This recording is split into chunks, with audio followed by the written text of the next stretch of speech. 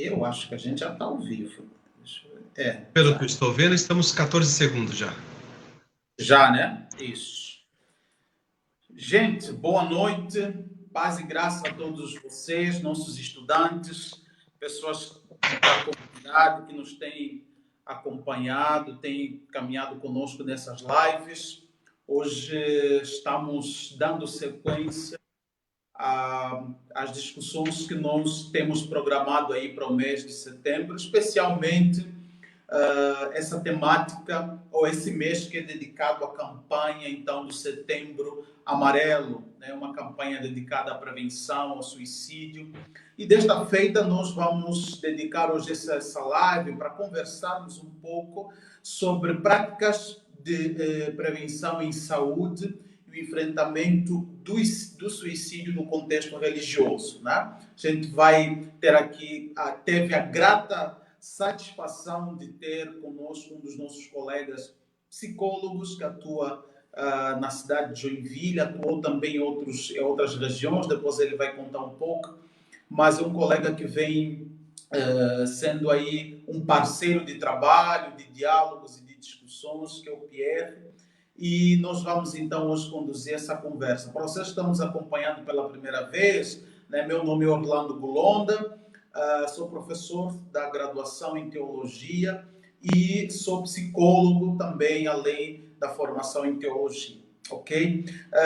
Já começo convidando vocês a curtirem a página da Faculdade Refidim, a seguirem também a nossa página no Instagram, que tem lá, a gente frequentemente coloca alguns produtos que estamos recorrentemente lançando, principalmente para vocês poderem estudar em casa durante esse tempo de pandemia. Acesse também os nossos cursos pelo site da instituição, site do SEDUC, vocês conseguem acessar os cursos tanto da faculdade quanto do colégio também.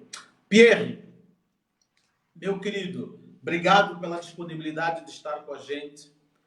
Fale-nos um pouco sobre tua trajetória profissional e, enfim, mais uma vez em nome da Faculdade Refidim. A gente já esteve juntos uma vez, você já foi para a Faculdade Refidim, me lembro, acho que há uns 3 anos atrás, né? Fez uma fala em sala d'aula e hoje então temos esse espaço aí de espaço virtual, né? Pierre, obrigado e faça aí uma breve apresentação de você, né? Como profissional. Uma alegria receber esse convite, estar aqui com vocês. É muito bom estar aqui para que possamos partilhar junto, refletir sobre a proposta da noite, né? Então, eu sou psicólogo pela Faculdade Guilherme Guimbala, mesmo aqui o Orlando, lá que nos conhecemos. Tenho uma trajetória de atendimento clínico, né, com crianças. Hoje não atendo mais crianças, atualmente adolescentes, adultos e casais. Trabalho também com assessoria a instituições de ensino e principalmente instituições de acolhimento. Eu morei por um tempo numa obra católica por 2 anos e 8 meses.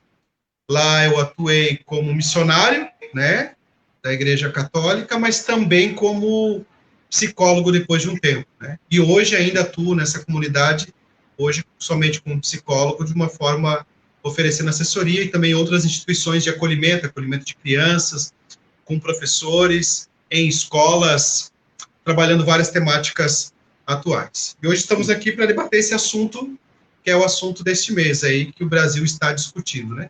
Isso. Que bom. Pierre, a gente fez aí uma trilha, né, para conduzir o nosso diálogo hoje, e nossa grande ênfase é pensar um pouco as questões de prevenção, né, práticas de prevenção, e como tal, considerar, localizar essas práticas de prevenção ao suicídio muito mais a partir de uma lógica de promoção de saúde, né? A gente, na psicologia, trabalha muito com o conceito de prevenção e atenção básica à saúde, exatamente para não chegarmos aos agravos em saúde, né? Então, a gente não trabalha só quando estamos diante de uma condição de patologia, mas a gente desenvolve um trabalho que cria condições para que uma patologia, uma situação de agravo não se estabeleça, né? Então, em torno disso, a gente vai tentar pensar prevenção por essa lógica, e eu gostaria um pouco de te ouvir como a gente pode pensar inicialmente o suicídio como um problema de saúde pública, né? Como isso pode ser pensado como um problema de saúde pública, portanto, que nos atinge a todos, e de algum modo, como a gente pode definir o que é saúde, o que é adoecimento, o que é uma saúde integral, né? Já que a gente está pensando em prevenção. Então, como a gente trabalha um pouco desses termos, para posteriormente a gente tentar pensar como é que no contexto religioso a gente pode atuar em termos de ações preventivas, né? Então, faça aí uma conversa conosco sobre isso, assim, o que é saúde, o que é a saúde integral, como a gente pensa esses aspectos. Interessante.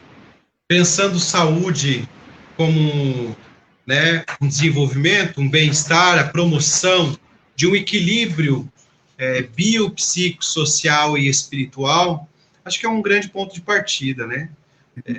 Nós temos uma tendência aí, depois de uma filosofia cartesiana, de fragmentar o homem, né?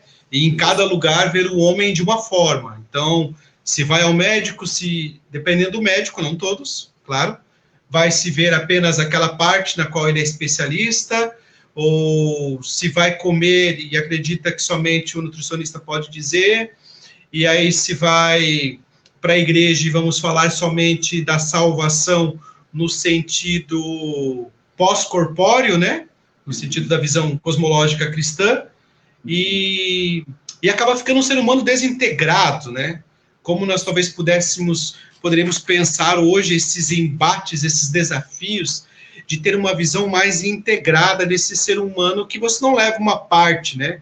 Eu vou para a academia e não levo a espiritualidade, e não levo a psique, eu vou para a academia e levo somente o corpo. Será que isso é possível, né? Se eu estou comendo ao meio-dia, almoçando em família, eu não sou um ser social naquele momento que eu estou comendo, né? Ou eu sou um ser que tem uma psi, né? Ali naquele momento, tem espiritualidade ali, a espiritualidade estaria talvez no momento em que se envolve com uma oração, ou comer também é espiritual, ou o fato de comer alimentaria somente o corpo, sem nenhuma influência psicológica e social, enfim, como desintegrar, né? Eu vejo que nós tivemos grandes esforços em desintegrar o ser humano, né? Por causa das especialidades, e hoje nós temos um grande esforço, pelo menos em muitas áreas, de ter uma visão mais integral do ser humano, né? Eu vejo esforços em várias áreas, né? Tanto na área biomédica, quanto na área da psi, quanto até mesmo na área teológica, que a gente encontra grandes estudos falando de saúde a partir disso também, né? Grandes artigos de saúde numa perspectiva teológica. Então, pensar saúde é pensar no ser humano, primeiramente, que não é desintegrado, né?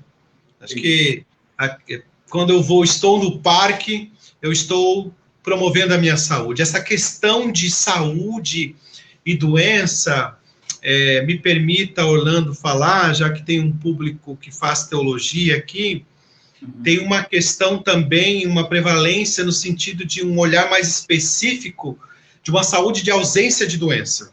Isso. Até porque para o povo judeu, ter saúde, não ter uma doença, né? Saúde igual não ter uma doença, era igual ser abençoado por Deus, né? Então, a presença de uma doença era a presença do quê? De um pecado cometido por ele ou por alguém da sua família.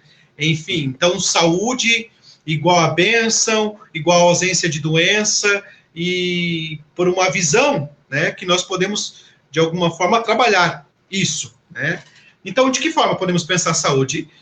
Integrando todo o ser humano, né? Já que nós vamos falar logo mais sobre a questão do suicídio, numa questão de multifatorial, né? Nós vamos falar que as pessoas vêm falar muito para mim, né? até numa entrevista de rádio ontem, uma das perguntas era sobre isso, né? Ah, a depressão é uma das maiores causas? Olha, como é que eu posso afirmar que é a depressão? É também uma das causas, né? Mas nós vamos falar que o suicídio, ele também é uma expressão social, uma expressão econômica daquele sujeito da onde ele está inserido. Eu até tenho um número, me permita pegar a cola aqui, eu vou voltar para o contexto de saúde, mas eu quero só dar esse exemplo a partir do suicídio, né? Onde 78% das pessoas que chegam ao ato suicida, no sentido que morreram por suicídio, são pessoas de baixa renda e média, né? Então tem algo aí que está falando, revelando desse social, que está revelando dessa expressão cultural religiosa também, né? O Brasil como o 8º país do mundo com maior número de suicídio, mas ao mesmo tempo com um dos países com maior número de cristãos. Então também fala de uma expressão religiosa. Se falamos de saúde, falamos dessa integralidade. Não sei se é por aí que você gostaria de partir a discussão, se eu já tensionei demais no início ou não. Sim, não, Pierre, tu já coloca aqui um ponto crucial, que é que eu colocaria como segundo momento, mas tudo bem, a gente já avança, que é pensar, né, com esses determinantes psicossociais do próprio suicídio, né? Que a gente, quando vai pensar suicídio como um problema de saúde pública, obviamente que a gente está partindo de uma ideia de que existem fatores psicossociais que criam condições para que determinados sujeitos possam, né, ir até a este ato, a prática do próprio suicídio, né? Então, aí a gente já tem estabelecido uma questão fundamental, que é para ser pensada por todos os atores sociais, desde as instituições de saúde, as instituições educacionais, as instituições culturais, religiosas, né? Que é o fato de que ninguém comete o suicídio do nada, né? A própria prática do suicídio, ela é antecedida por uma série de fatores. Então, se quisermos trabalhar com a prevenção ao suicídio, a gente precisa trabalhar com a prevenção nesses fatores que vão possibilitar, né, com que o sujeito, por exemplo, tenha essa ideia ou chegue a esse ato, né?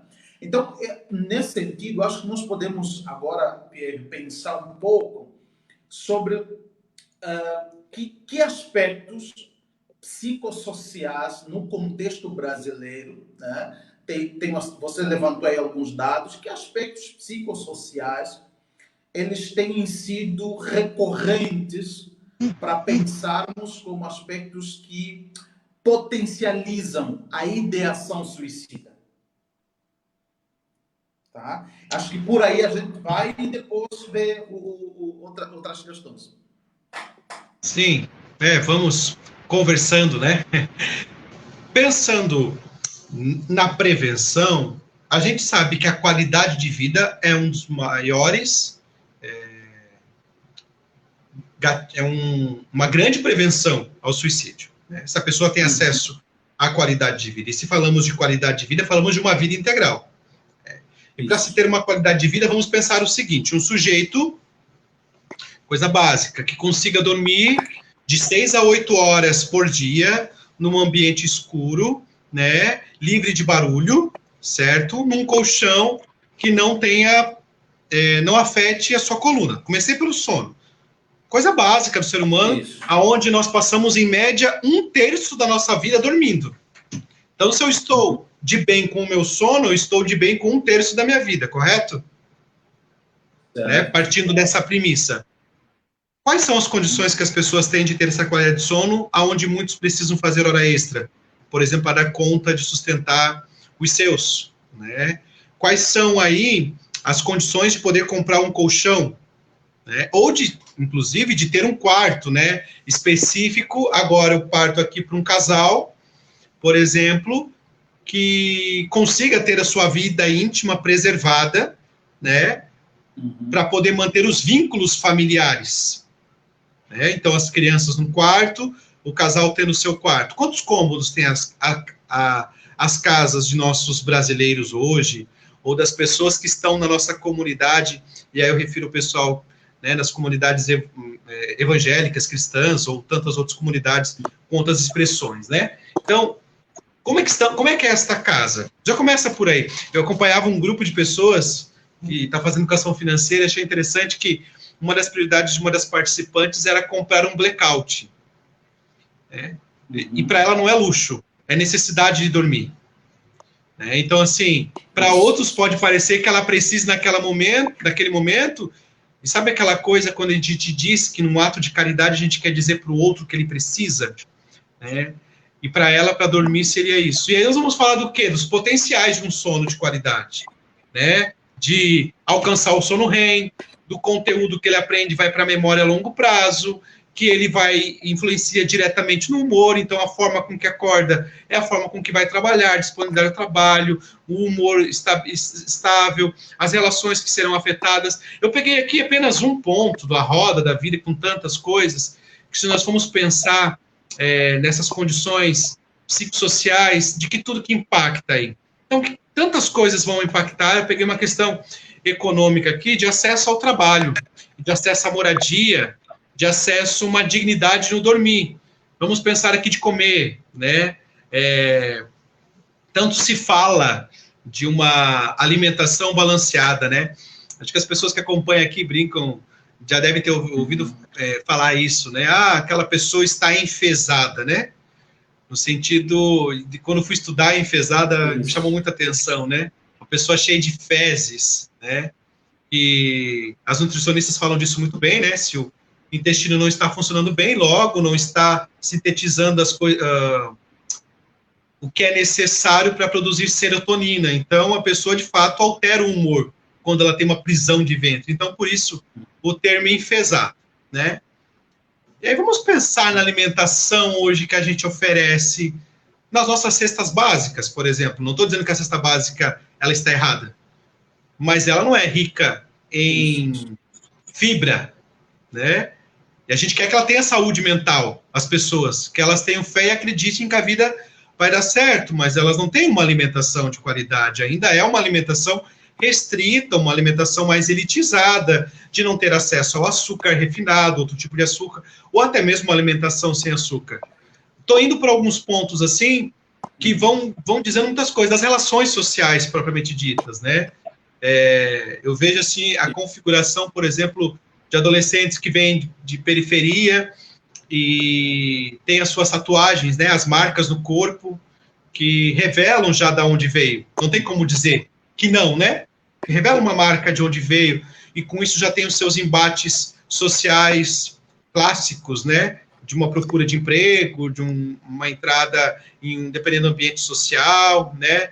O meu TCC foi justamente isso, né? Com morador de rua. Eu lembro que quando eu entrava com o sujeito de pesquisa, que eu fui fazer os documentos com ele, o segurança vinha atrás, né? Da gente. Então, como é que ele ia se sentir bem dentro de um ambiente para tirar sua foto, para fazer identidade, era dentro do shopping, né? Olha só a loucura, né? O sujeito na rua ganhava um vale-foto para entrar no shopping, um lugar de exclusão onde já vinha o segurança atrás. Como isso vai promover saúde a ponto da pessoa, agora puxando um pouquinho de Viktor Frankl, né? Encontrar um sentido para a vida em meio a tanto sofrimento. De vez em quando, lá encontre um sentido da vida, né? De que forma a gente pode pensar? Vamos deixar essa pergunta para depois, né? Promover saúde para prevenir o suicídio nessas condições que a gente trouxe um número de 78%, né? Como pensar isso nesses sinais, né? Interessante, Pierre, essa leitura que você traz, porque quando a gente, nesse mês, né, mês de Setembro Amarelo, e vários outros meses dedicados a campanhas de prevenção e de saúde, é muito comum a gente discutir quase todos os problemas de saúde por um viés organicista, né? Aquilo que a gente na psicologia critica um monte, que é por um viés biomédico, né? Que vai exatamente partir dessa leitura de que a doença é a ausência de saúde e vice-versa. Saúde é a ausência de doença. Nesse sentido, o que se faz é sempre uma espécie de uma radiografia, né, de comorbidades, de aspectos que fazem com que uma pessoa, né, apresente uma condição de saúde debilitada e por aí vai.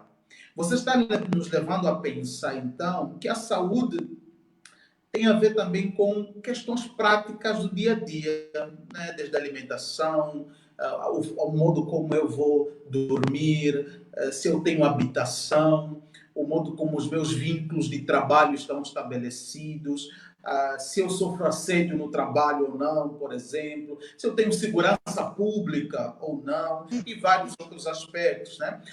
E aí a gente começa então a entender que se saúde tem a ver com esses aspectos, com esse bem-estar biopsicossocial e espiritual das pessoas, quando a gente está diante de uma ideação suicida, do ponto de vista psicossocial, então a gente está sinalizando que tem questões que estão aí presentes, que fazem com que esse sujeito comece a pensar a desistir da vida. E muitas vezes essas questões elas são de ordem práticas e concretas, como você disse. Né? Que 78%, por exemplo, das pessoas que cometem suicídio são pessoas que se localizam, em termos de estratificação social, se localizam em uma condição, né, de uma classe social baixa. Então, quer dizer que a gente tem motivos para além da depressão, para além de alguma comorbidade de saúde, enfim, que leva as pessoas a cometerem suicídio. Né? E que, então, uma prática de intervenção, ou pensar prevenção, seria pensar essas questões e considerar de quais são as possibilidades que as pessoas estão tendo de vida. Né? Que condições são essas que estão sendo produzidas? Eu estava lendo um texto agora, para mediar essa conversa, da Viviane Moser, psicanalista e interlocutora da filosofia da arte, muito mais. Gosto muito de algumas proposições que ela coloca. E ela tem uma fala exatamente sobre o suicídio, em que ele localiza o suicídio como um sintoma social. E ela vai sinalizar que o suicídio é um grito que nos anuncia que a vida está insuportável, que a vida não está sendo possível de ser suportada. E aí ela começou a destrinchar alguns aspectos que estão fazendo com que haja um aumento de suicídios, principalmente no contexto brasileiro, mesmo com as múltiplas possibilidades que nós temos hoje de assistência social, de suporte de saúde, de espiritualidade e tal. Por que aumenta? E ela coloca que um dos aspectos é exatamente o modo como nós exigimos da vida ou das pessoas. O tipo de lógica que produzimos enquanto sociedade, que é uma lógica de vida pesada, uma lógica de vida custosa, em que você tem que ser perfeito, você tem que ser inteligente de preferência, você tem que ter aos 18 anos ter terminado o ensino médio, tem que ter uma faculdade encaminhada, e quando termina tem que ter um emprego, você tem que ter um apartamento, e não é qualquer apartamento, de preferência. Você precisa ser bom homem, boa mulher, você precisa ser bom pai, bom filho, você precisa ser bom amigo, você precisa ser o melhor, você precisa galgar sempre sonhos altos, você precisa estar sempre no topo da montanha, e aí vai. E quando você atingir todas essas coisas, você precisa dar um recorde ainda, você precisa ir além, né? Uma lógica de uma sociedade que vai colocando em nós a condição de uma autêntica insuficiência da vida. A gente está sempre devendo na vida, está sempre devendo nas relações, está sempre devendo. E ela aponta isso como um dos aspectos que chega um tempo que as pessoas entram numa crise, além das condições básicas que não existem. O sujeito olha para a sua vida e vê aquilo que o projeto de sociedade que construímos, ele sente, cara, eu não dou conta de contemplar isso que foi aí estabelecido, né? E ela sinaliza que esse é um dos aspectos psicossociais do nosso projeto de sociedade, e que tem muita gente não consegue dar conta disso, muita gente se fragiliza. E a questão é que a gente sempre individualiza isso, diz que o problema é do sujeito e nunca de repensar também, né, os valores que estamos defendendo enquanto sociedade, o projeto de sociedade que nós temos e por aí vai.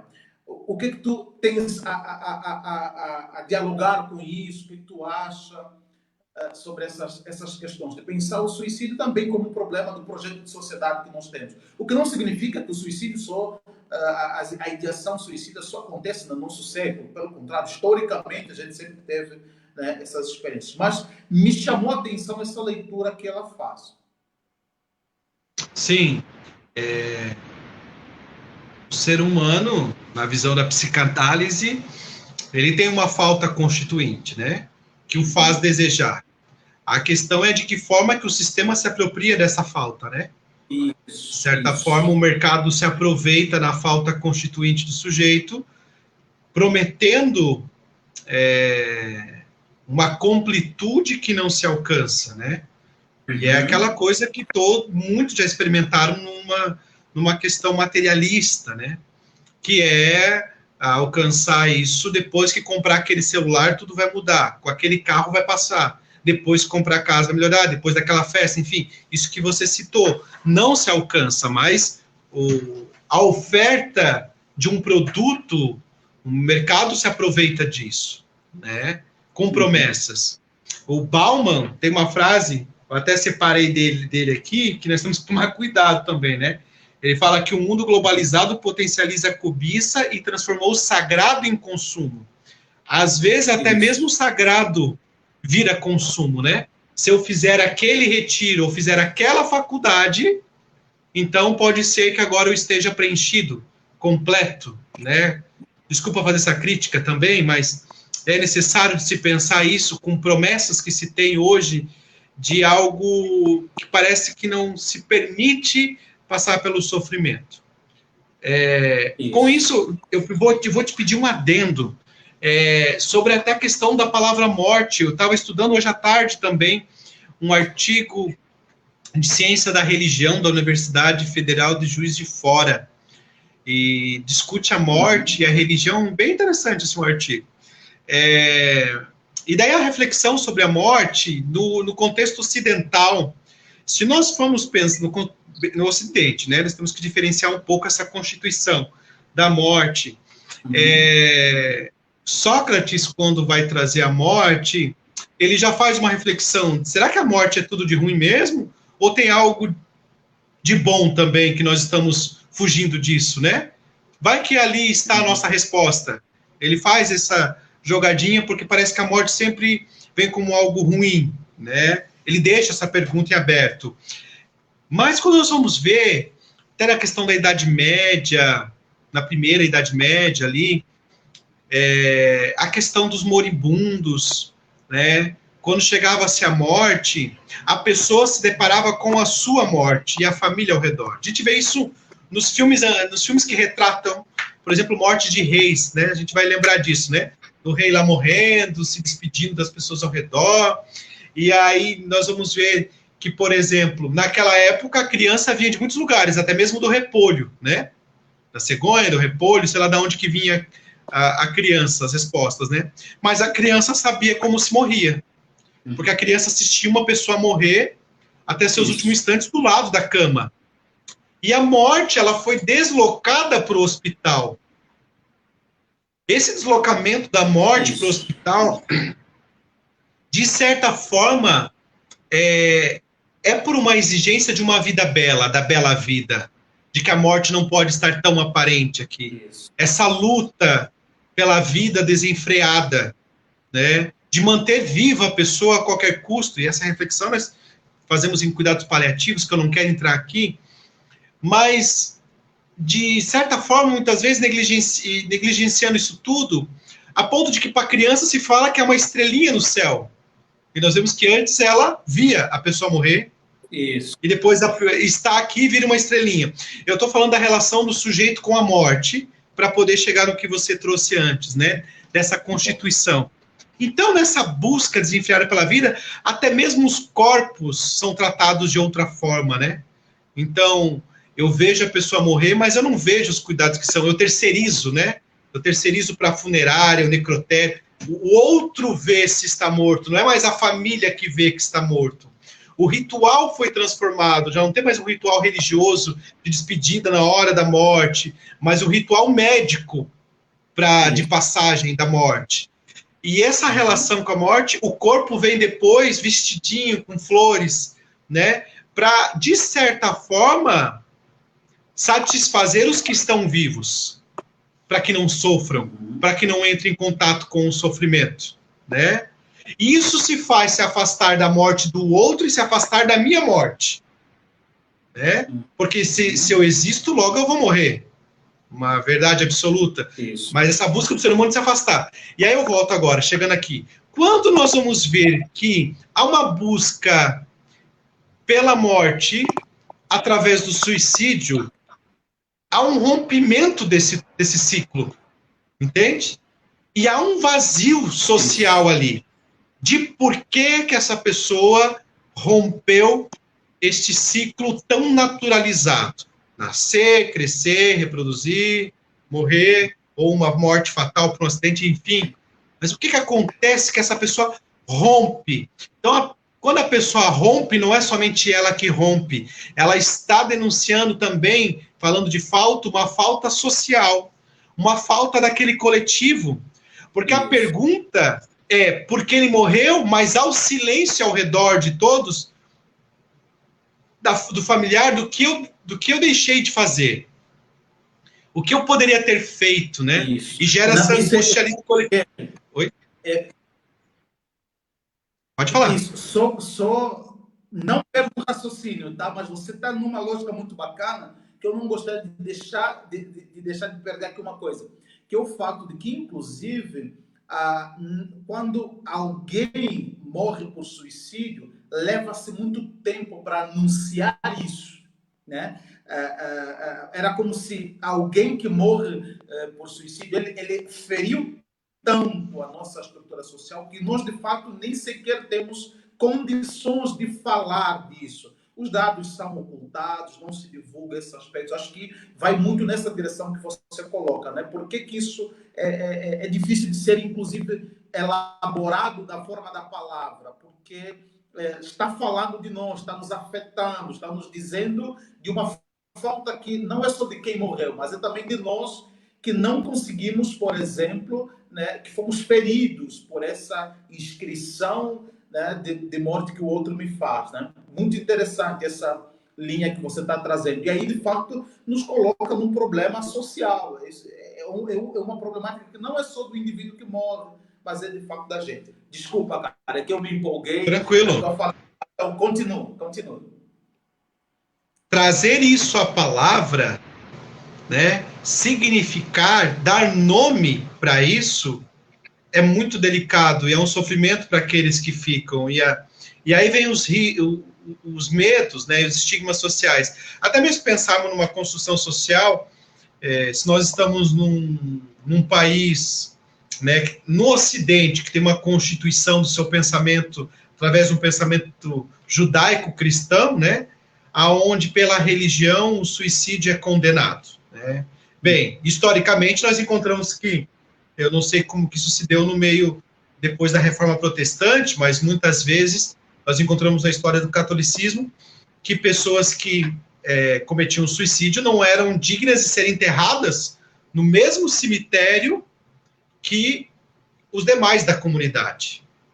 Então, a pessoa que comete suicídio, a família já fica à beira de uma margem, né? De um rótulo do porquê, né? Por uma questão religiosa e uma questão social. E aí, quando acontece isso atualmente com a família, essa pergunta do porquê não se encontra muitas vezes espaço de fala para isso, porque não se encontram muitas respostas. E, de fato, a tendência de individualizar a culpa sempre é muito grande. Então, ou individualiza no sujeito, ou é na separação dos pais, né?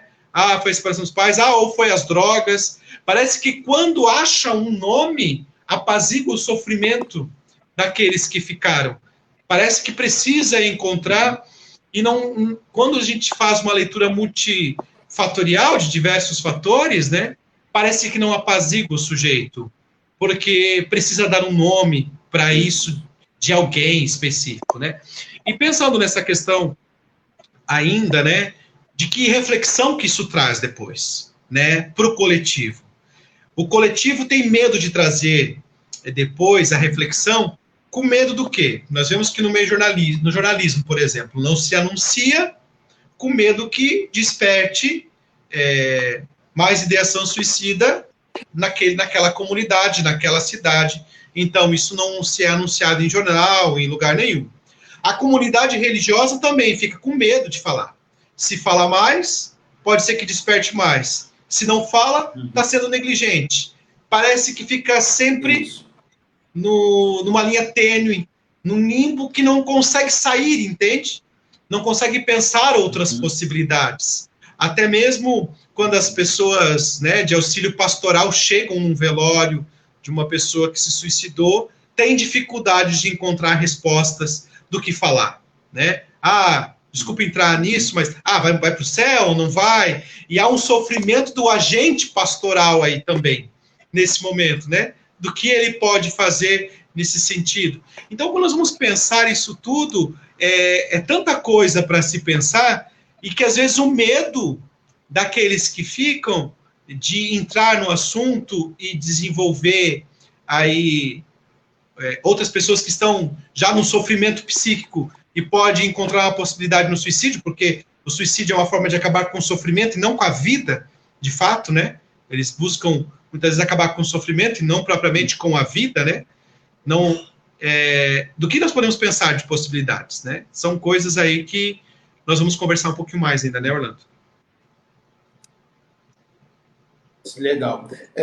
Eu acho que a gente já está se encaminhando aí para o nosso terceiro momento, né, da conversa, mas de modo geral eu acho que tu estás nos levando a pensar em questões bacanas. Inclusive a gente dificilmente fala na igreja ou no contexto da formação teológica ou pastoral abertamente, porque estamos a falar de morte. A morte é sempre o golpe, né, a nossa existência humana, né? A morte sempre nos coloca diante de uma questão muito nebulosa, né? Porque ao mesmo tempo que se torna uma possibilidade de passagem de vida, também é a expressão da nossa impotência, aquilo que nos torna impotente. Né? Bem, além de uma discussão filosófica e tal, mas o que você está nos trazendo, pelo menos me faz compreender alguns aspectos que é fundamental da gente colocar. Né? Primeiro que, quando a gente está falando de suicídio, então, ou uma prevenção ao suicídio, se ela é originada multifatorialmente, e o suicídio muitas vezes como uma possibilidade de escape desse sofrimento que um sujeito pode estar a levar, portanto, esse sofrimento ele é multifatorial, desde questões básicas de trabalho, habitação, enfim, moradia, alimentação e coisas desse gênero, até as questões ontológicas, né, de crise de sentido, crise de como é que o sujeito define a existência, como é que ele responde a isso que a sociedade vai lhe trazer, né?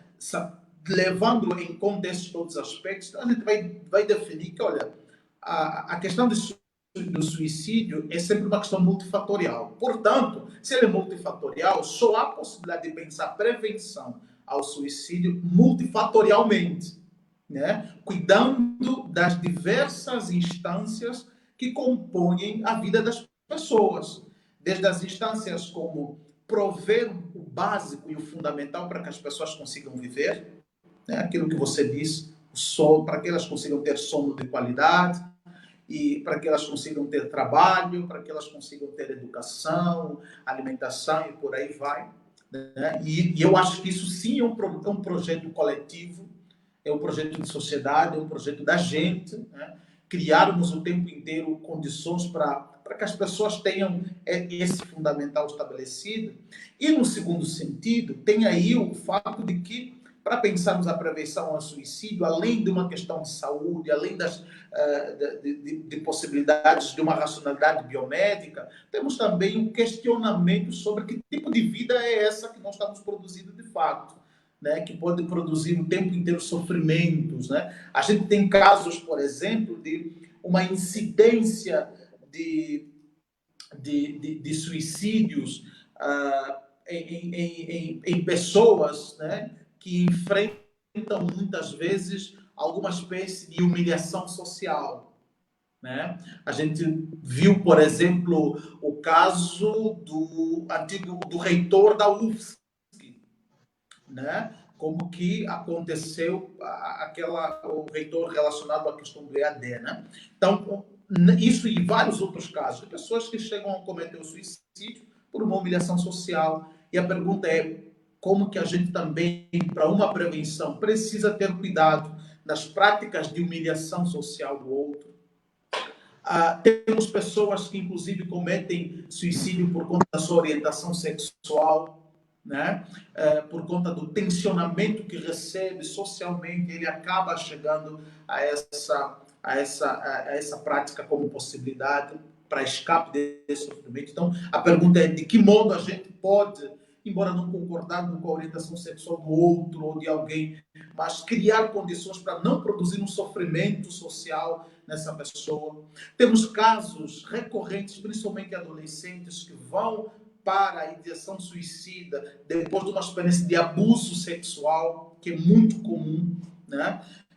E aí a nossa questão é, antes de individualizar isso no adolescente, mas pensar de que estratégias educativas e tal nós podemos produzir para que reduzamos os índices de abuso e violência sexual para crianças, adolescentes e aí vai, né? Então, entendo que a partir desses aspectos a gente está pensando prevenção não só como uma prática biomédica, mas como que precisamos criar as condições para que as pessoas vivam da melhor maneira possível e criar condições para que a gente não produza sofrimento no outro.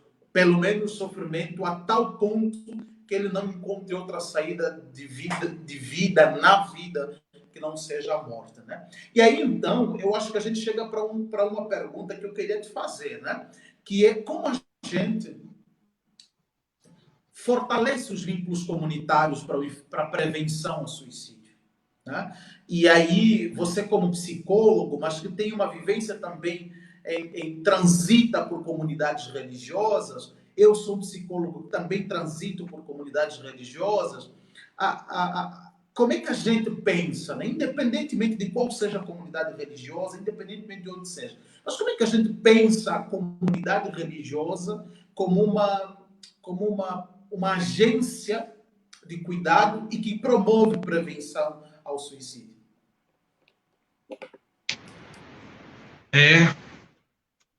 Se a reflexão é de promoção de saúde, nós estamos falando de vida.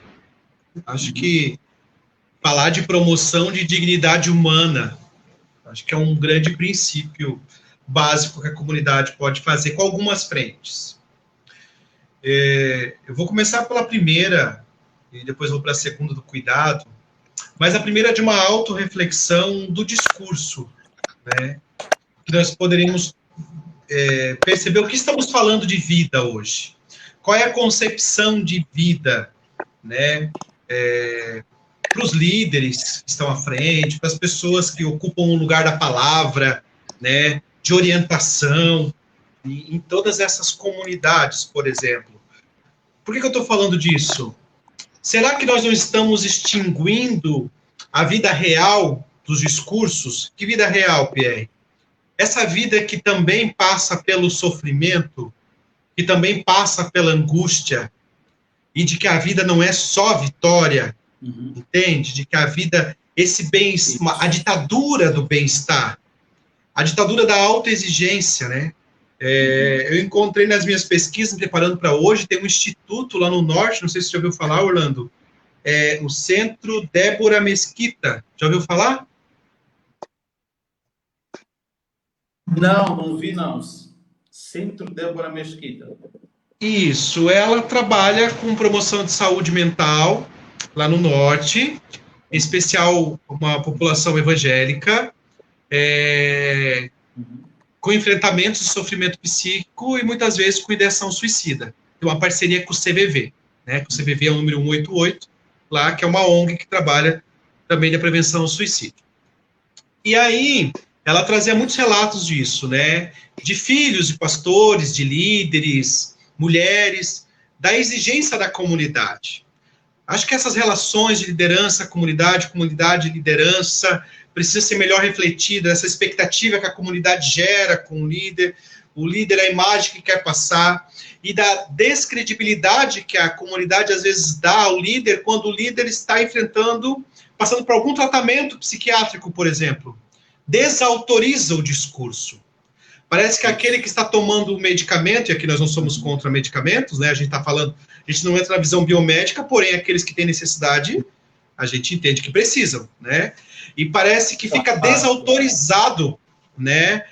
Não tem a mesma autoridade na comunidade como aquele outro que não faz um tratamento psiquiátrico, ou até mesmo com um psicólogo, né? Eu, no meu contexto das minhas comunidades, né, atendi um adolescente esses tempos, e ele veio e trouxe para mim, né, que assim, o pai e a mãe disseram que não precisava vir, porque toda a resposta dele estava na Bíblia. Era só ele abrir a Bíblia que ele encontraria toda a resposta ali. Pensarmos no lugar da palavra na comunidade é muito importante, a reflexão de que forma que a palavra está afetando a vida da comunidade nesse discurso, né, de retroalimentação, tanto do líder, aqueles que estão à frente, como da comunidade, a comunidade. Isso é importante, estar refletindo, espaços de reflexão sobre isso, diminuir o distanciamento, a proximidade, o encontro, né, do real, de que sim, o líder também come, o líder também chora, aquela pessoa de referência também passou por algum momento, por alguma perda, né? Não exaltar somente as vitórias, mas trazer também as lutas, dar espaço para isso, penso que é um ponto interessante, né? Acho que a reflexão sobre o discurso que está vigente na comunidade é muito importante.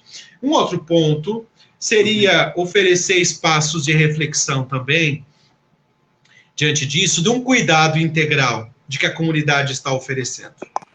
E esse cuidado integral que nós falamos que é oferecido, o primeiro nunca descartar a participação dos profissionais de saúde.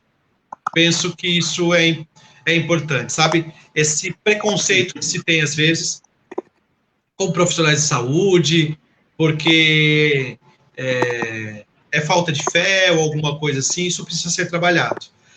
Com isso, pensar também uma leitura dinâmica da própria comunidade, escutar essa comunidade, transitar por essa comunidade. Dá para ir a pé pelas ruas da comunidade, sentar à mesa de alguém da comunidade, ouvir os anseios desta comunidade, do que eles têm para dizer, do que eles estão vivendo, o que eles comem, que praça frequentam, que escola que vão, tem escola para ir, tem vaga nessa creche, tem alguém nessa rua, sabe? Tem uma academia comunitária no bairro, para os idosos irem para aquela academia comunitária. Eu encontro os idosos fazem tão bem para eles, não sei se você já percebeu, Orlando, mas é tão bonito a gente passar por aquelas academias, né, comunitárias na praça, você passa lá no horário, estão os idosos sempre lá fazendo a sua atividade física, se encontram, conversam, tem um lugar da palavra, de partilhar o sofrimento, os jovens estão ali jogando um futebol, estão ao mesmo tempo as mães levando os filhos no parquinho, as mães conversando sobre suas angústias, sobre o desemprego, entender que a comunidade é um lugar de encontro não somente no espaço do templo, né, mas existem outros espaços comunitários de encontro, que é nas casas, que é nas ruas, e com isso o sujeito se sente, tem um sentimento de pertença a essa comunidade. Algo que a gente trabalha na prevenção ao suicídio, aquele que está com ideação suicida, muitas vezes, é trazer a ele um sentimento de pertença aonde ele está, ou um vínculo, um fio ao menos que a gente o ligue, né? Para trazer pelo menos para o discurso, para o diálogo naquele momento, né? Se fazer presente, né? Na hora da ideação suicida, por exemplo, estou aqui, o que eu posso fazer? Sair da ordem de que nós sabemos o que fazer sempre. Deixar que o sujeito em sofrimento também nos diga que ajuda que ele precisa. Podemos cair no erro de achar que nós sabemos o que a pessoa que está com depressão precisa, o que está com ansiedade precisa, o que perdeu um marido precisa. Não quer dizer que eu perdi minha esposa, o outro vai enfrentar da mesma forma que eu enfrentei. Eu posso perguntar e dar permissão, permitir que o outro fale de que forma que ele quer ajuda, o que a comunidade pode se fazer presente, de que forma, né? Eu sei que parece às vezes muito aberto, né? O pessoal, mas eu quero algo mais prático. Mas isso é o prático. A escuta é prática, né? A escuta, ela não é qualquer escuta que é oferecida. Nós não estamos falando de qualquer escuta, né? Por isso que é uma formação, é uma reflexão que estamos fazendo aqui. Vejam, se a escuta não fosse importante, o CVV, que é a maior ONG do Brasil que trabalha com prevenção ao suicídio, não seria composta por leigos. As pessoas que atendem o telefone não são profissionais psicólogos, mas têm uma formação, recebem um treinamento, uma formação ali para falar, para aprender a escutar. Se isso é possível num CVV, numa ONG, é possível numa comunidade cristã, por exemplo. Não sei se é por essa linha que você queria me ouvir, Orlando. Perfeito, Pedro, perfeito. Eu acho que por ali a gente conseguiu fazer uma caminhada muito interessante de apontar aí primeiras problemáticas e aí agora a gente começa a sinalizar aí algumas possibilidades. Acho que nessa linha que tu coloca de como que a comunidade precisa fortalecer, a gente trabalha muito na psicologia, né? Você sabe bem disso, que é esses fortalecimentos dos vínculos, né? Como que a gente, nas comunidades, a gente enfatiza muito de que os vínculos fortalecidos, eles possibilitam com que os sujeitos encontrem um certo suporte nos momentos de sua crise, né? De suas crises, de seus sofrimentos e muito mais. Então, essa aposta no fortalecimento na comunidade em que o sujeito está inserido é fundamental, porque quando o sujeito tem vínculos fortíssimos, por exemplo, que ele consegue criar a possibilidade de fala, a possibilidade de falar daquilo que está ali produzindo sofrimento, daquilo que está produzindo inquietação, daquilo que está produzindo dor, né? A angústia. Então, ele vai falar, mas ele só vai falar quando tem vínculos suficientemente fortalecidos, quando tem bons vínculos familiares, bons vínculos o que a gente chama de vínculos seletivos, né? Dos vínculos da comunidade religiosa, do trabalho, das amizades, enfim. Como é importante a gente apostar nisso. E hoje, quando você fala da escuta, me remete muito à ideia de que nós também estamos numa dinâmica de sociedade, de relações sociais, onde a escuta está cada vez mais difícil. A gente sabe disso, por exemplo, pelas redes sociais, né? A dificuldade que temos de escutar o outro. E esse escutar o outro não é meramente dizer o que o outro está me falando. É mais do que isso. É colocar-se disponível para acolher o que o outro está me dizendo a partir do lugar dele. Né? Que é diferente do eu posso estar contigo numa conversa, num café, e eu não te escutar, mas a gente ficar 2 horas conversando. Né?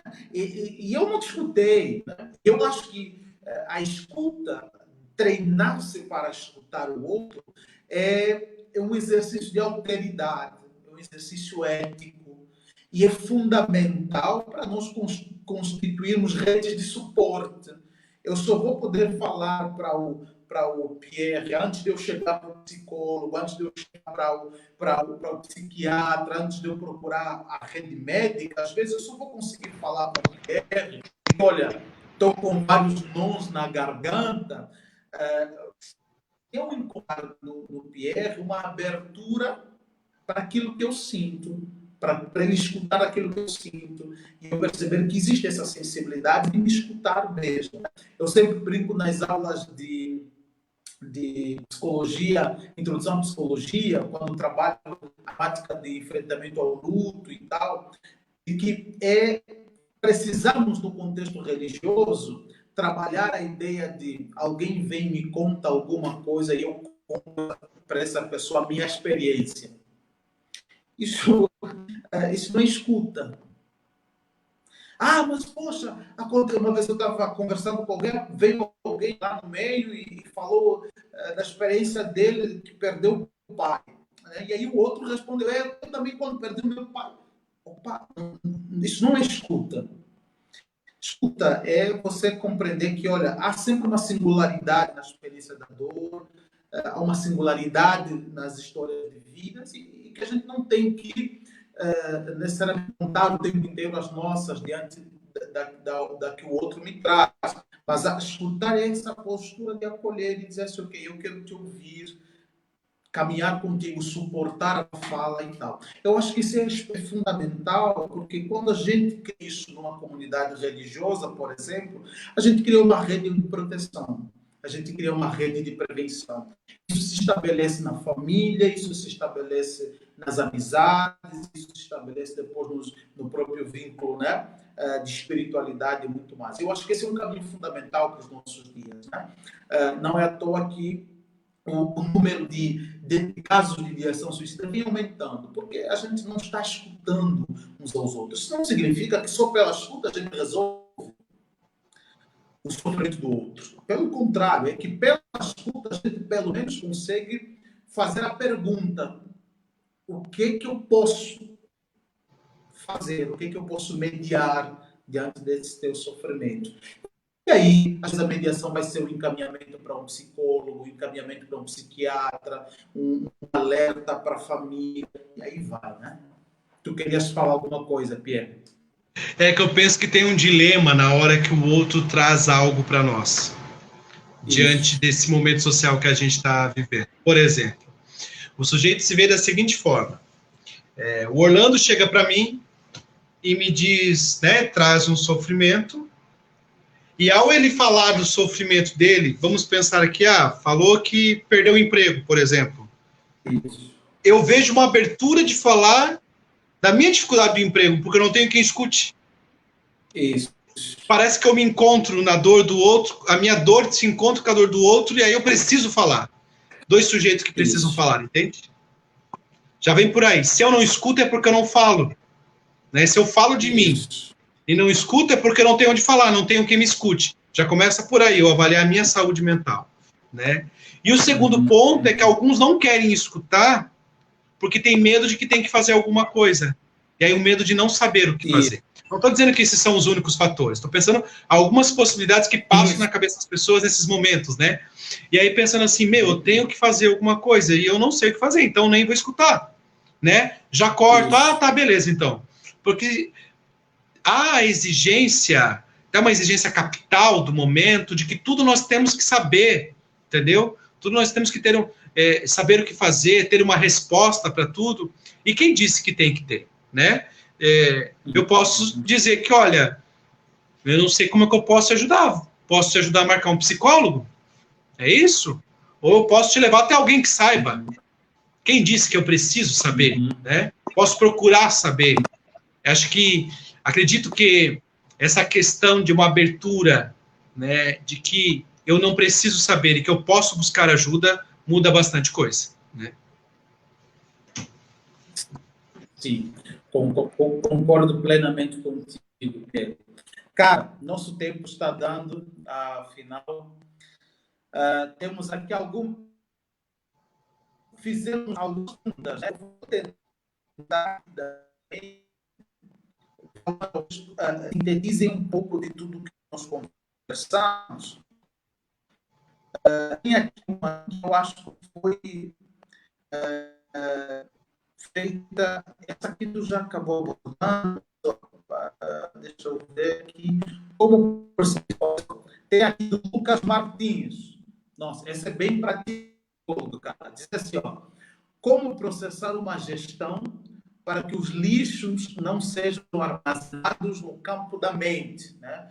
Eu acho que tem a ver com isso. Como que a gente faz para não termos muitos acúmulos de coisas tóxicas da nossa mente, que isso pode prejudicar a nossa saúde mental, e aí vai. Eu vou tentar ser lúdico na resposta. Ele me falou em lixo, me fez lembrar em lixo reciclável, né? Se não tivesse o lixo, se o lixo não fosse reciclável, o que seria do planeta, né? Por isso que nós reciclamos. Uhum. Porque não dá só para jogar o lixo no lixão e achar que acabou. Então, os lixos não dá para jogar fora. Os lixos, aquilo que a gente nomeia de lixo da existência humana, não dá para jogar fora. Uma hora ele volta. O lixão não vai dar conta. O cheiro vai ficar forte, uma hora não vai ter mais espaço. E aí eu mudo a palavra de reciclar, talvez para ressignificar. Será que é lixo mesmo? Esse sofrimento? Será que isso que eu estou vivendo não pode ter outro nome? O que eu posso fazer com esse sofrimento? O que eu posso fazer com essa angústia? Ao invés de jogar fora ou se esconder, talvez chegou a hora de ressignificar, ou seja, pegar esse lixo, lavar ele e entrar em processo de reciclagem. Demora um pouco mais, mas vale mais a pena. Vale a pena, exatamente. Bom. Gostei da brincadeira com as palavras, né? Olha, o Reginaldo coloca aqui, eu acho que é muito mais um comentário a essa fala que tu disse em algum momento sobre a ditadura da felicidade. Ele diz assim, isso é muito importante frisar, a ditadura do viver bem, somente o bem, e jamais os males, nem aceitamos. Era isso. Quando, na verdade, isso faz parte de todos os seres humanos, independentemente de classe social, crença e etc. Né? Acho que ele retoma um pouco daquilo que você coloca, que é um problema social também. Né? Não sei se queres comentar um pouco mais sobre isso, já à guisa de conclusão e algumas considerações ali para quem está nos acompanhando. É uma lógica que a gente tem que sempre lucrar, né? Não sei por que me veio aqui agora a mente, né? E aí tem que deixar o inconsciente falar, mas a associação com a Bolsa de Valores tem que dar lucro, não pode estar em queda, sabe? Então parece que minha vida tem que estar sempre em lucro. É uma lógica mercantil. Se nós pegarmos um pouquinho melhor, os nossos avós, algumas pessoas que diziam assim, hoje eu não estou bem, entendeu? Conseguiam dizer rapidamente que hoje, eu não me veio os termos aqui, Orlando, mas acho que também não é daqui, mas tem uns termos mais do sítio, assim, sabe? Que hoje não acordei muito bem, sabe? Alguns termos assim que, daquele jeito da pessoa, ela conseguia nomear para o outro que ela não estava bem. E parece que hoje não se pode, porque eu tenho que estar na lógica de apresentar à sociedade, que é o meu patrão, né, um bem-estar, o lucro da minha vida. O que eu faço está indo bem. Então, eu li o livro, eu tenho conhecimento. Eu não posso ter lido o livro e não ter entendido nada. Eu tenho que fingir que pelo menos eu sei algo daquele livro que eu li, né? E isso tem uma lógica que nós temos que entrar em reflexão. Não veio do nada essa lógica do bem-estar. É hoje, é bom falar disso. Não, tem que refletir profundamente isso. Quais são as raízes dessa cultura do bem-estar? Quem ganha com isso? Né? Nenhum problema com remédio psicotrópico, tá? Nenhum. Inclusive eu tomo, tá? Tenho a abertura de falar que eu tomo. Tem um remédio que eu tomo ali para um tratamento todo psicotrópico todo dia. Porém, eu trago a seguinte reflexão. Qual é a lógica da medicalização, onde a gente vê que as indústrias farmacêuticas, elas cada dia lucram mais? Qual é a lógica no meio da pandemia, onde o sofrimento das pessoas é tão grande e 6 empresas Os 6 nomes mais ricos do país lucraram no período onde a população ficou mais pobre. Então tem uma lógica aí do sofrimento, de quem pode sofrer e de quem não pode, né? Com isso, quero dizer que nós encontrar o sentido na vida no meio de imposições é um grande exercício. E a dificuldade desse exercício que é imposto um modelo de reprodução e não um modelo de reflexão. E aqui eu vou encerrar a fala, Orlando. Existe um modelo, e temos que tomar cuidado, nos diversos espaços. Espaço escolar, espaço acadêmico, espaço comunitário, que eu falo de associações de moradores, espaço de comunidade religiosa, aonde oferece apenas um modelo de reprodução. Faz isso para ser feliz, tem que fazer isso para dar certo. Se fizer isso, nosso bairro vai dar certo. Leia essa teoria, que esta é a correta, que tem mais embasamento científico. E no sentido de imposição, as pessoas têm procurado a reproduzir esses modelos e não a refletir sobre isso, encontrando a sua escolha. E aí, na reprodução, acaba fracassando, não ficando igual àquele no qual se imita, ou igual àquele do qual se exige, né? Aquele que exige de mim, eu não estou reproduzindo da forma que eu acho que ele está me exigindo, porque eu estou só reproduzindo, não refletindo. A vida não é uma reprodução. A vida, de fato, é um espaço de encontrar possibilidades em meio aos meus possíveis, né? Então, o que eu posso fazer diante das minhas possibilidades? Tem tantas coisas? É possível ser feliz? Com certeza. Estamos aqui. Show. Pierre, muito bom conversar contigo, cara. Muito bom. Acho que a gente vai ter outras oportunidades de voltarmos a sentar juntos, dialogar, pensar. É sempre bom poder, como diria Spinoza, esse é um bom encontro. Sempre que me encontro contigo, é um bom encontro, né? Na medida que nos potencializa reflexões. Obrigado por ter estado conosco esse tempo. Agradeço a disponibilidade em nome da Faculdade Refidi, da diretoria, coordenação do curso, enfim, agradeço aí esse teu tempo cedido para a gente pensar sobre essa questão do Setembro Amarelo. Aos colegas que nos acompanharam, aos amigos que nos acompanharam, estudantes, desejamos aí uma boa noite para você. E a guisa, né, de conclusão, de provocações, depois de tudo que nós falamos, cuidemos da nossa saúde mental, cuidemos da nossa saúde de modo geral, e temos aí condições para falar, para fortalecer vínculos, a fim de que nós possamos falar quando nós estivermos mal, quando as coisas estiverem apertadas, quando o sofrimento bater.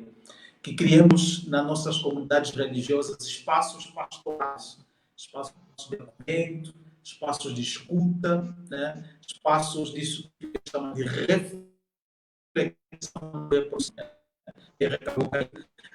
mas que nós precisamos, então, de teologia, que estão nessa caminhada para tornarem futuros líderes, futuros pastores e muito mais, que possamos nos preparar para que não reproduzamos a vida e nem tampouco vemos essa dinâmica de vida em que sempre temos que estar lá em cima, né? Mas uma vida que acolhe o sofrimento, que acolhe a dor e que sabe trabalhar com isso. Pierre, quando você falou dos nossos avós que tinham maior facilidade de falar quando estavam mal, eu me lembrei também, Angola é muito parecido, era muito comum, eu cresci muito ouvindo, às vezes, meus tios e pais se saudando, e então, em 10, 20 minutos, falando de como foi a noite e quando a noite não foi boa. Né? Eu dormi lá, aconteceu assim, estou meio assim, estou meio triste e tal. E o pessoal, era comum ouvir que as pessoas não estavam bem. Né? Uma coisa que, de fato, nós não temos. Dificilmente falam que estão mal. Eu acho que a gente tem o desafio de fortalecer a nossa unidade e treinar o nosso olhar, para também acolher as falas que podemos falar, né, quando nós não estamos bem. Isso é uma forma de prevenção. Isso é uma forma de promoção de saúde. Isso é uma forma também de aí dialogarmos e enfrentarmos essas possibilidades de sofrimento que às vezes nos levam à ideação suicida. Bem, encerro por aqui. Pierre, obrigado, meu querido. E nos falamos certamente em outros momentos e é uma satisfação ter você por aqui conosco. Beleza, mano? Abraço a todos. Uma boa noite. Valeu.